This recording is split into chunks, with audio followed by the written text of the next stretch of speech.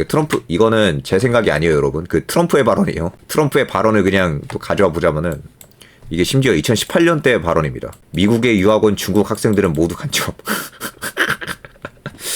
이게 이번 임기도 아니고 저번 임기 때 말한 거거든요.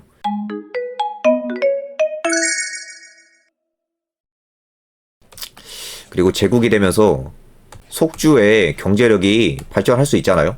평화가 유지가 되고 얘네도 이제 돈을 벌 테니까. 근데 하임이 말한 것처럼 이탈리아가 어째서 자체적으로 국력을 못 늘렸는지 그게 또 미스테리예요. 그거 다시 한번 봐보죠.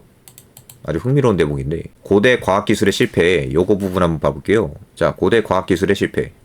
이게 진짜 신기해요, 여러분. 그렇지만 무거운 조세 부담, 귀족들의 수입 사치품 소비, 그릇된 재정 정책, 제국 국방과 통치에 든 막대한 비용, 2세기 이후의 잦은 내전 같은 요인만으로 3세기 이후로 전개된 경제적 쇠퇴를 제대로 설명할 수 있다고 생각하면 잘못이다. 자, 그럼 뭐가 중요하냐? 문제의 뿌리는 오히려 그리스 로마 사회가 순수 과학을 생산적인 과학기술로 전환하지 못한 데 있다. 이거 아주 중요한 그런 문제 제기였던 것 같거든요.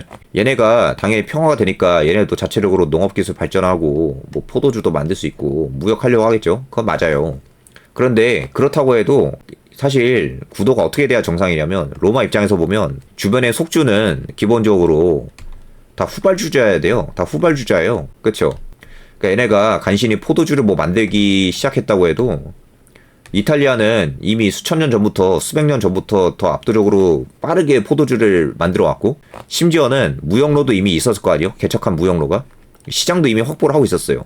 근데 얘네는 새로 제품도 개발하고 시장도 뚫어야 되는 식으로 후발주자로서 엄청나게 뒤쳐져 있던 건데, 그럼 얘네가 기술 개발하고 뭘 해도 이탈리아에서 자체적으로 기술 개발하거나 경쟁력을 확보하거나 해가지고 포도주를 더 잘 만들거나 아니면 더 싸게 만들려고 하거나 아니면 그걸 넘어서 다른 제품을 만들어서 팔려고 하거나 하는 그런 게 돼야 되잖아요. 근데 하이케라임은 이게 미스테리할 정도로 잘 안 됐다는 걸 말하는 거거든요.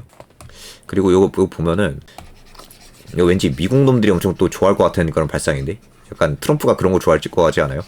중국이 미국의 기술력을 다 빼돌려가지고 급속도로 기술 발전해서 경쟁력을 확보했다. 그렇게 보면은 이 구도가 좀 맞아떨어질 수 있어요. 이탈리아의 와인 수출, 갈리아랑 스페인이랑 북아프리카 놈들이 기술 다 빼돌려가지고 갑자기 성장했어. 이렇게도 볼 수가 있고.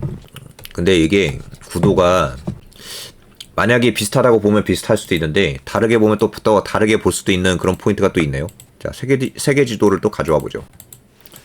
그 로마 같은 경우에는 비유예요. 로마는 그 이탈리아가 율리우스 클라우디우스 왕조가 끝날 때쯤에는 갈리아, 스페인, 북아프리카, 그 팔레스타인, 비잔티움이랑 다각도로 경쟁을 해야 되잖아요. 그러니까 파이가 이렇게 있으면은 이게 그 로마 공화국의 독점이었는데, 모노폴리였는데 제국이 되면서 갑자기 파이가 반 정도로 줄어든 거죠. 근데 미국은 뭔가 좀 다를 수 있을 것 같아요. 유사하다면 유사하지만은, 그러니까 뭐냐면은 미국이 경쟁을 하는 거는 사실 이 중국 있잖아요. 사실상 중국이랑 경쟁을 하는 거기 때문에, 그렇죠? 로마는 기술이 사방에다 유출돼가지고 무역 수지가 이렇게 줄어드는 건데, 은화 유출도 아까 전에 봤잖아요. 엄청나게 유출돼요, 사방으로. 그렇게 적자를 보는데. 근데 미국 같은 경우에는 사실상 중국이랑만 이렇게 하면 돼가지고, 어쩌면 중국 하나만 어떻게 잘 이렇게 기술 유출을 차단시켜가지고 하면 될지도 모르겠다는 그런 생각이 들기도 하는데, 그것도 어렵겠죠? 근데 약간 구도가 만약에 비유가 되면은, 근데 미국이 중국한테서 배워왔을 리가 없잖아요? 그 중국이 이렇게 말도 안 되게 갑자기 이렇게 기술력이 빨리 발전한 것도 말이 안 되고, 왠지 비슷한 것 같은데? 맞아요. 많은 중국 공산품에 미국이 의존하던 것도 부정할 수가 없죠. 그거 한번 봅시다. 그 세계 네이처 순위 다시 한번 봅시다. 이게 충격적이었잖아요. 자, 요거 말고,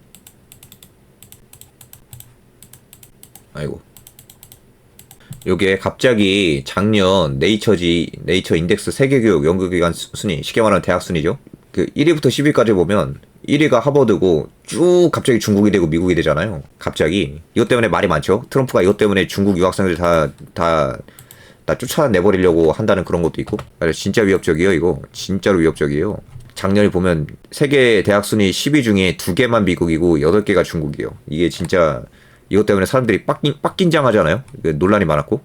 자, 네이처 인덱스 국가별 탑 20 기관 분포. 중국 11개, 미국이 6개. 일본, 영국, 스위스 이렇게 하나. 그 와중에 이게 일본이 있는 것도 이게 진짜. 그리고 국가별 순위 점수로 보면은 중국이 미국을 앞섰어요, 또. 예전에 어떤 느낌이었냐면, 연구도 영국도 중국은 싸구려로 많이 한다, 양으로 승부한다라고 하는 이미지가 있었거든요. 근데 이제는 그것도 아니에요. 점수도 중국이 더 높아요. 그래서 이것 때문에 그 논란이 있죠. 그 중국이 계속 기술 유출시키려고 한다.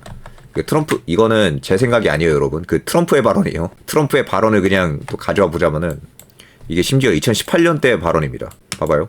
이거 전임 때 발언이거든요. 트럼프, 미국의 유학 온 중국 학생들은 모두 간첩. 이게 이번 임기도 아니고 저번 임기 때 말한 거거든요. 이게 이때 뭔가 눈치 챙겨 있지 않나? 하는 생각도 들어요. 근데 자리가 어떤 자리였냐? 네, CEO들이, 그러니까 뭐 펩시, 뭐 크라이슬러, 보잉 같은 유수의 기업 이 총수들이 모인 이런 만찬 자리에서 이 말을 한 거예요. 미국에 유학 온 중국 학생들은 모두 간첩이다. 근데 그 와중에 또 뭐라고 말했냐? 중국이 세계 무역 질서를 흔드는 행위라면 모욕적이다. 시진핑 주석 면전에서 이같이 말했다. 와, 이 너무 엄청난데? 미국에 가장 많은 유학생을 보내는 나라의 유학생은 모두 간첩. 맞아요. 그래서 이게 앞으로 무역 패권 경쟁도 아주 볼만해지는 것 같고요. 아, 이거 썸네일 그렇게 한번 해봐야겠다. 그 로마와 속주의 속주 vs 로마 무역 경쟁. 이거 하면 뭐가 좀 나올 것 같죠, 그렇죠?